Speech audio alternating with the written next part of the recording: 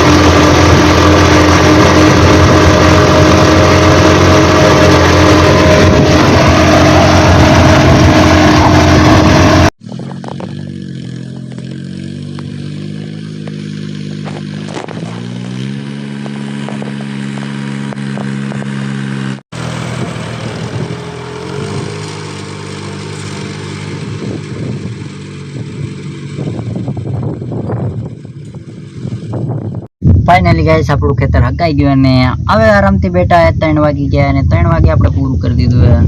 આ વિડીયોમાં કેવું લાગ્યું કમેન્ટમાં બતાવજો અને વિડીયો જોવાની મજા આવી તો ચેનલને સબસ્ક્રાઇબ કરી નાખજો. Bye bye.